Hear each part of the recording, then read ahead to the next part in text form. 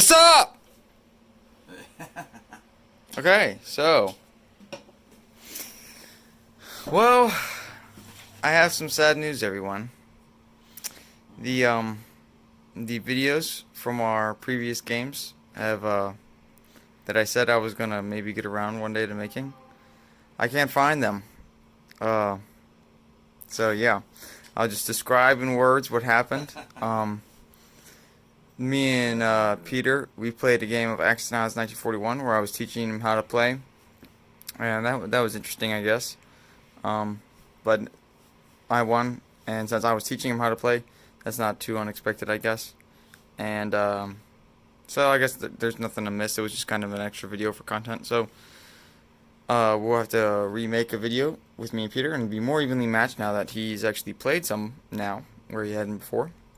And then me and BFC had a glorious duel of X-Naus Classic, where we had Alpha Game over here and Bravo Game over on this table.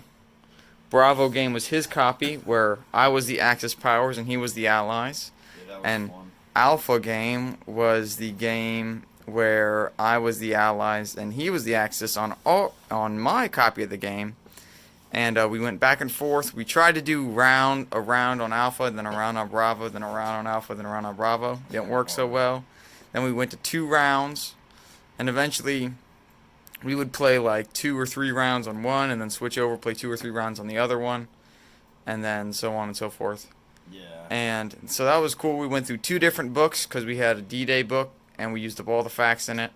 And we went to another book called All American All the Way, about the 101st Airborne Division. And but I ended up winning on both the games, as I recall. And so that was the Axis won the Bravo game, and the Allies won the Alpha game. The Axis won with a economic victory on the Bravo game, and the Alpha game, the Axis player surrendered. So, and those were very good games. Anything you want to add about those games? Now you will. I lost them both, so you played well. So, now we got to remake it for the video, right? Yeah. They Doubtful. were some fun games. Doubtful. They were really good, and it's a shame. If I can find the videos, forget some of it now, hopefully I will upload them. If not, well, they're lost to history, I guess.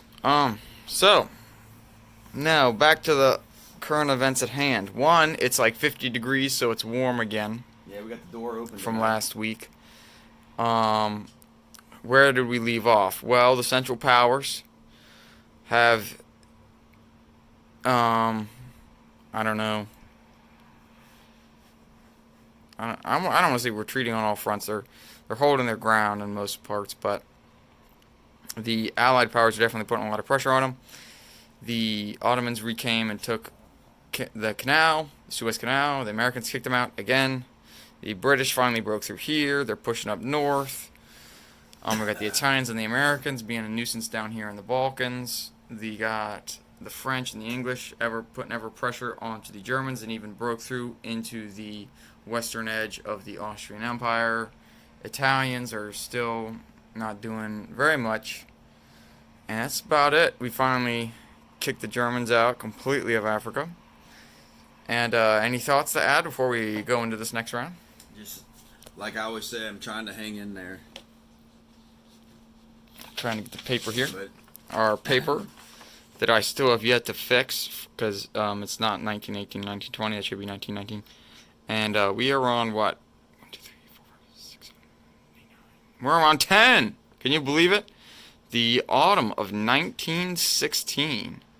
So in real time, the war would still be going on for another 2 years, which would be another 4, 7, another 9 rounds. So we'll see how it continues on. like for us, a round we play is not a whole year. It's only a season. So we'll get that set aside and we'll get going. And we will see you after turn 10, I suppose. Yes. All right. So turn 10's over. After a few interruptions, we're finally, hopefully, making the video that will be published. And as always, we have our weekly fact from the Guns of August. And sorry if I butcher these names. So, France, on August 20th, was not to be deterred from her offensive. Lanzerac had reached the Sambre, and the British were on a level with him. Sir John French, after all his seesawing, now assured Joffre that he would be ready to go into action the next day. But there was bad news from Lorraine. Ruprecht's counteroffensive had begun with tremendous impact. Castelnu's Second Army, unbalanced by the loss of the corps which Joffre had transferred to the Belgian front, was retreating, and Duval reported being severely attacked in Alsace against the greatly reduced German forces.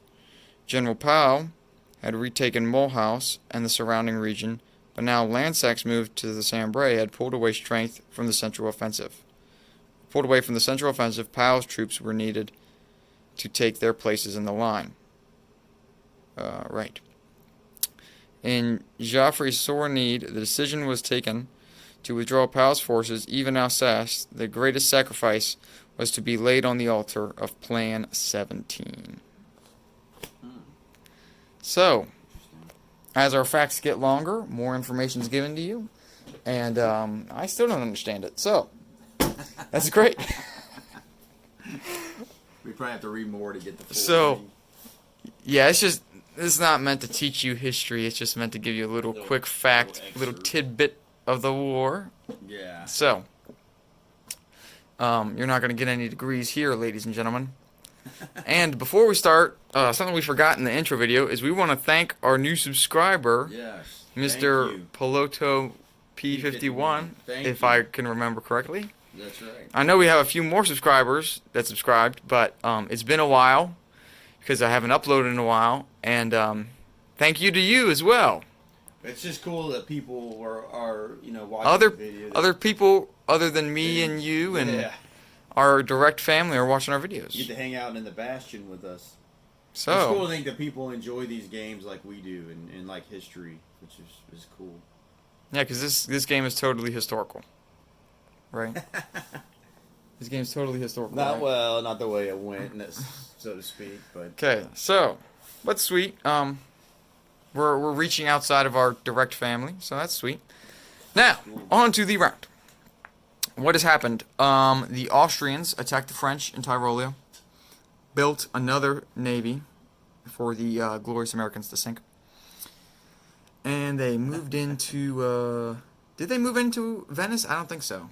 They moved into Serbia. They moved a couple of reinforcements into Serbia, moved into Budapest, and that was pretty much it. The Austrians, they didn't do much, just other than that one attack. the Americans almost cracked there. The Germans did attack the British Ukraine, moved some guys into Moscow, moved the guy from Poland down to Galicia, and they did retake Munich as Munich was empty, and did sally out their 3 battleships to take on the 2 English battleships. And they did win. They had 2 damaged battleships left over, and that was it. The French counterattacked the single guy there in Munich and took that. They took Ruhr from the guys there, and they moved up some reinforcements into Tyrolia. Their train here moved everybody up. They sent their cruiser and their battleship from 15 up to 10, and they sank the German battleships. Oh, the Germans also landed a couple guys in Scotland. Yeah, this invaded Scotland. And built some ships. They got their battleship there. Still got that guy over there. Move this guy around to here. And that's Did you say that the pretty Germans much took it. out those British battleships in there? Yeah, I did. And I think that's it for French. them. Oh, French built the Then- subs. Yep. the English pushed forward into Kiel and took it since that was empty. Then the French cleared their way. They had their guys still there. Built 2 shiny new battleships and a new cruiser. Took these transports, came over, picked up the guys from London, came over here, and attacked Scotland, and no one hit anything, so that's great. They also held there. They pushed up their army from Persia into Sevastopol and sent a guy forward into Mesopotamia. And they collected $45, which was sweet. And they moved up their guys from India. Mesopotamia was immediately counterattacked by the Ottomans, and they stomped all over that one guy, as you can expect. They built a cruiser there to bulk up their navy. Pushed their 2 guys up from Bulgaria into Serbia, which reinforced the Austrians there. They also pushed some more guys up into Bulgaria, pushed some guys south, and built 3 men and 3 artillery. The Americans then attacked Serbia, killed the 2 Ottoman men, landed a couple guys that were over there, and landed them in Albania, took their sub over here, parked that there. Italians built a sub. And, I forgot about the Italians. Oops. They also pushed forward into Transjordan to stop this canal-taking business. They built a battleship and a couple men, just shifting their transports around, got loaded up with some guys from the mainland. And then the Italians built 2 artillery and a submarine, because as the Central Powers are gearing up Navy, they figured that they would just help out a little bit. And they pushed forward their guys from Tuscany into Venice, and their guys from Rome into Tuscany. And this time, I did not forget to leave an infantry in Rome like I did on turn 1. So I still have both my artillery. Oh, yeah. And as the money update, the British are at 4, the French and the Germans are at 30, the Austrians, Ottomans, and Americans are at 20, and the Italians are still at 10. And I think that's it. So, any thoughts to add? What season was that? That was the autumn of 1916, I believe. We're getting ready to move on to the winter of 1916. Yes. Interesting. So it's been pretty in-depth. This is our third Historically, America was not even actively in the war yet. So they've been very, very active in this one. So it's been great, and I guess we will see you after the round 11 now. And and click and subscribe if you haven't. Yeah, we don't normally say that, but now that we actually had somebody subscribe, I guess we have to. Okay, so see you after turn 11, and all right. Peace. All right, we're back. The winter of 1916 is over, moving into the spring of 1917. But first, a fact. It's from Tuchman and the Guns of August. Yep. This is the chapter about Tannenberg.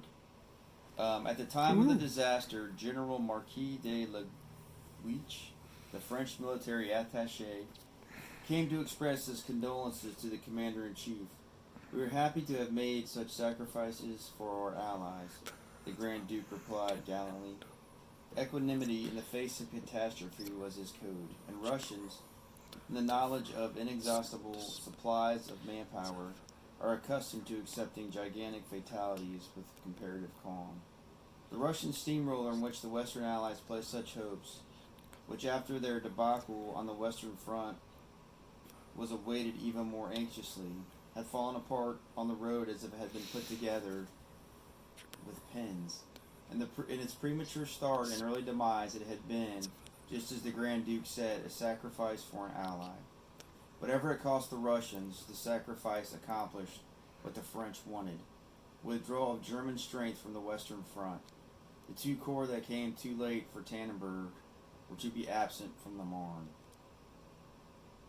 So they took corps away from the Marne to fight at Tannenberg, and they were too late anyway.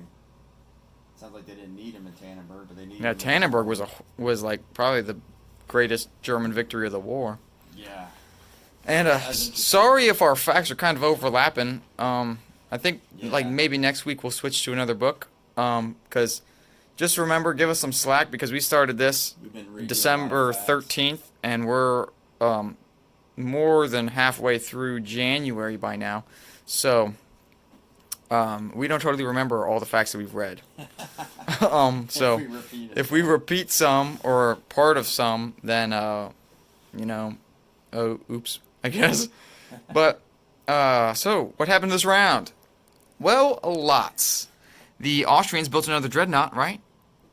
I'm pretty sure. Yeah. They also pushed some guys down, pushed some more reinforcements into Serbia, They retook pushed the Romania, French out of there. and pushed Yeah. the French out of Tyrolia. So that was their turn, and then the 1-2 punch came in. The Germans built another battleship, attacked Kiel, and they took it. And they had an army sitting in Hanover. Oh wait, did they have an army sitting in Hanover? No, the I army think sitting they in all Hanover is what attacked they it. attacked in Yeah. Kiel with. They moved a guy in a tank up there, reattacked into this, and retook Ukraine for a small time. Yeah. And that's pretty much it for them, I think. The French have made quite some pushes. They moved their army from Munich into Bohemia. A few men took a quick $3 from the Austrians. They moved their entire army from Ruhr and the rest of the people from Munich into Hanover. And they moved up the guys from Alsace into Ruhr. These guys came from there, these guys came from there, and these guys came from there, as, pretty much as usual. They actually built a dreadnought down here to respond to the Austrians, moved their dreadnought up, and of course it's also a good thing because the Ottomans built another dreadnought. Of course they would. They moved their subs up, and they actually retook Anglo-Egyptian Sudan. Move their transport up there. Maybe take this guy and do a little cheeky move up into Romania or something.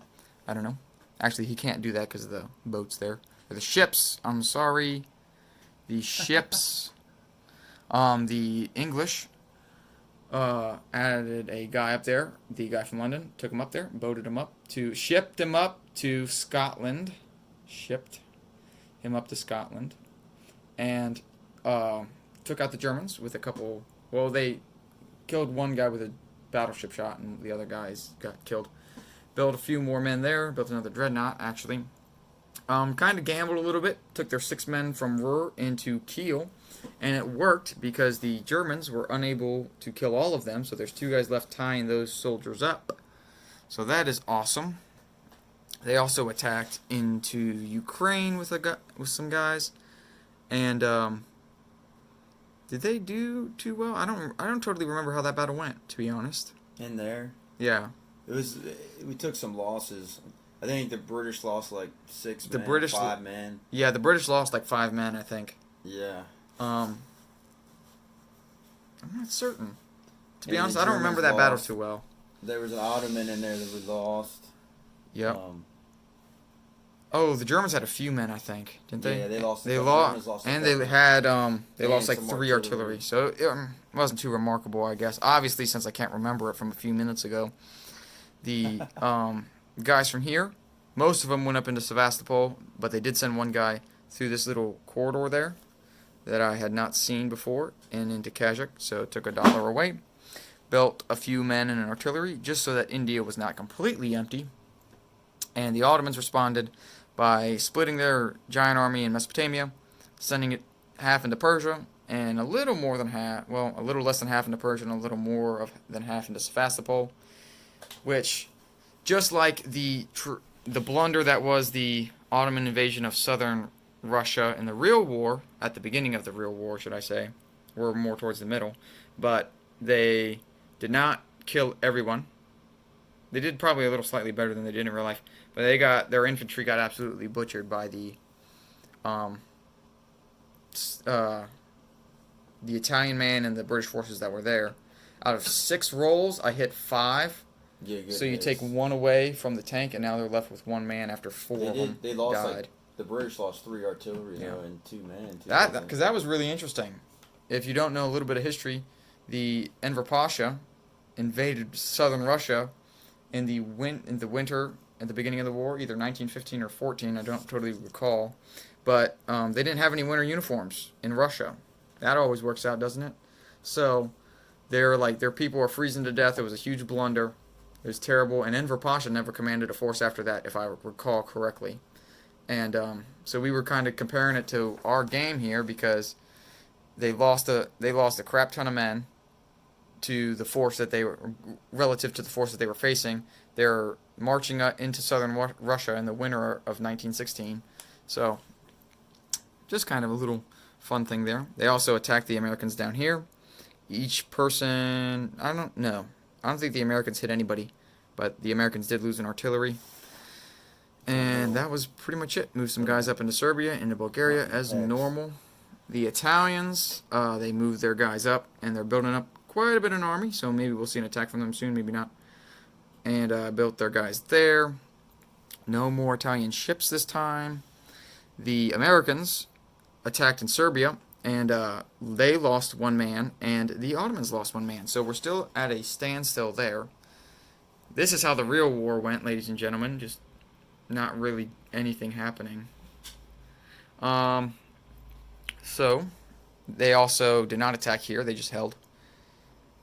Let's see here. What else did they do? Of course, they're cycling their transports back and forth, as always. They got some guys here coming up. They got some transports there, waiting to pick up those guys. Their dreadnoughts on the way through the Atlantic. And that's pretty much it. So, after my super in-depth delve into the round, do you have any thoughts to add? Nah, I think it's.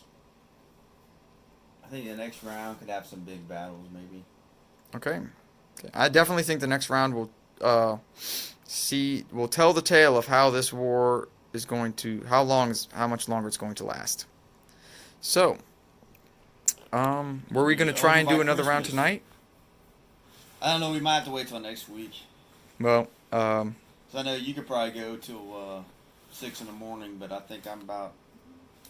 Were we going to try, or we're going to call it? Probably gonna have to call for tonight. All right, so that's it, ladies and gentlemen.